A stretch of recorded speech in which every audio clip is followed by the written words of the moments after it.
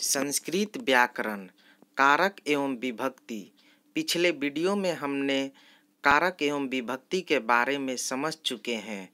कारक किसे कहते हैं और कारक के कितने भेद होते हैं और विभक्ति के चिन्हों के बारे में समझ चुके हैं।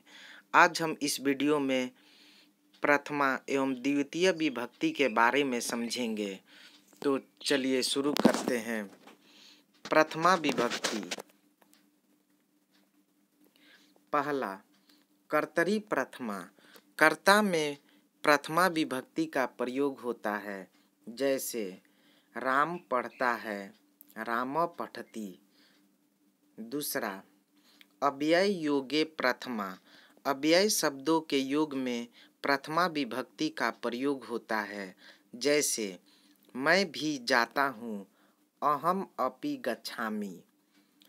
तीसरा, संबोधने प्रथमा। संबोधन में प्रथमा विभक्ति का प्रयोग होता है, जैसे हे राम आओ, हे राम आगच्छ। चौथा, उक्ते कर्मणि प्रथमा।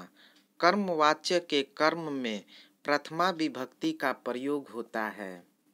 नोट, कर्मवाच्य के कर्ता में तृतीया विभक्ति का प्रयोग होता है, जैसे राम के द्वारा पत्र लिखा जाता है, रामेण पत्रम लिख्यते। पांचवा, प्रातिपदिकार्थ परिमार्जन वचन मात्रे। प्रातिपदिक अर्थात किसी शब्द का केवल अर्थ, लिंग, परिमाण तथा वचन बतलाना हो तो प्रथमा विभक्ति का प्रयोग होता है। जैसे लिंग में बालक, नदी, फल, तट, तटी, तटम। वचन में एकः, एका, एकम। परिमाण में द्रोण, व्रीहि, प्रस्थ, गोधूम। अब हम द्वितीय विभक्ति को समझेंगे। पहला, कर्तुरीप्सिततमं कर्म। कर्तु इप्सिततमं कर्म।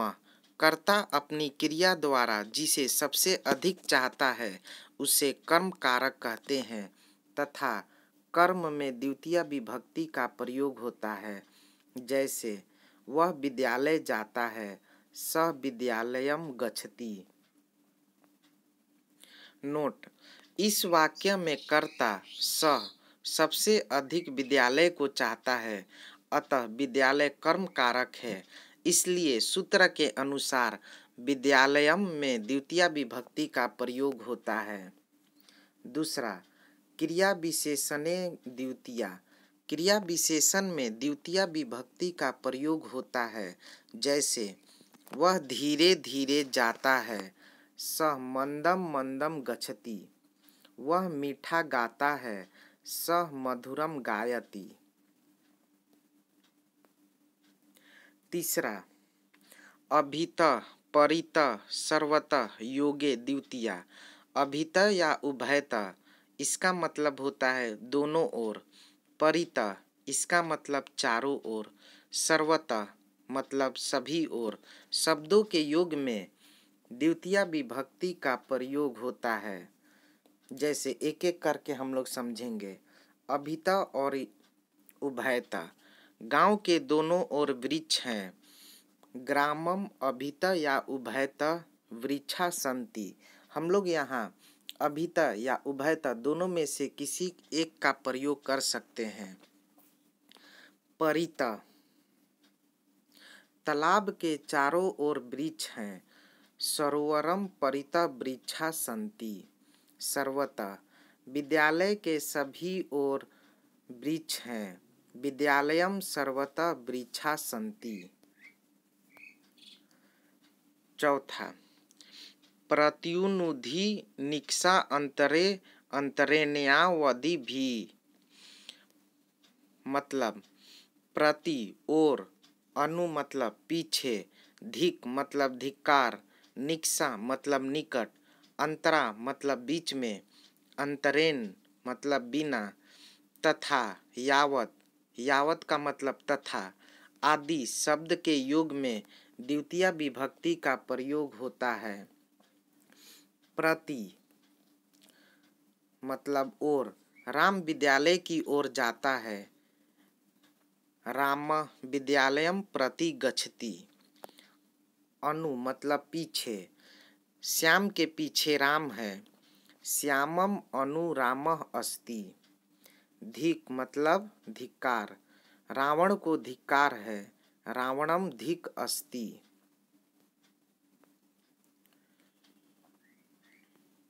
निकषा निकट, विद्यालय के निकट घर है। विद्यालयम निकषा गृहम अस्ति। अंतरा बीच में, राम और मोहन के बीच में श्याम है। रामम मोहनम च अंतरा श्याम अस्ति। अंतरेण बिना, ज्ञान के बिना जीवन व्यर्थ है। ज्ञानम अंतरेण बिना जीवनम व्यर्थम अस्ति। यावत मतलब तक, गांव तक वृक्ष है। ग्रामम यावत वृक्षा सन्ति।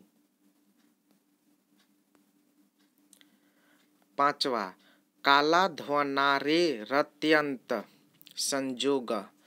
अत्यंत संयोगे द्वितीया, कालवाची तथा मार्गवाची शब्दों का अत्यंत संयोग अर्थात निरंतरता की स्थिति में यदि फल की प्राप्ति नहीं हो रही है तो कालवाची तथा मार्गवाची शब्दों के साथ द्वितीया विभक्ति का प्रयोग होता है।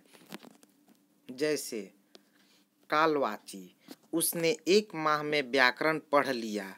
स मासम या 1 मासम या मासमेकम व्याकरण अपठत। मार्गवाची, 1 कोस तक नदी टेढ़ी है। कोसम नदी कुटिला अस्ति। छठा, अभिनिविशश्च, यदि विष प्रवेश करना। धातु अभि तथा नी दोनों उपसर्ग से युक्त हो तो विष क्रिया के आधार पर अधिकरण कारक के बदले में कर्म कारक हो जाता है तथा उसमें द्वितीया विभक्ति का प्रयोग होता है। जैसे राम घर में प्रवेश करता है। राम गृहम अभिनिविशते। सातवां, उपान्वध्यातु वम। उप, अनु, अधि, आंग, आ उपसर्ग वश रहना धातु के साथ लगा हुआ हो तो क्रिया का आधार कर्म कारक होता है तथा उसमें द्वितीया विभक्ति का प्रयोग होता है। जैसे राम घर में रहता है।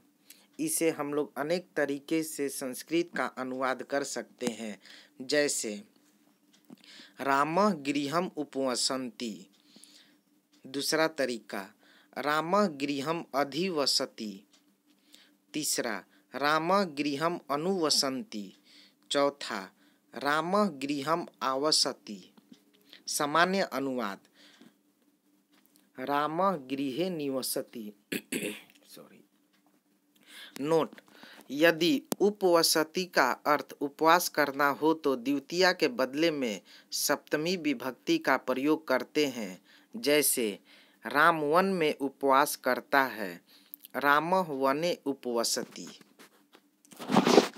मुझे उम्मीद है कि आप लोग को प्रथमा एवं द्वितीया विभक्ति समझ में आ गई होगी। अगर मेरी वीडियो पसंद आए तो इसे लाइक, शेयर और सब्सक्राइब जरूर करें। धन्यवाद।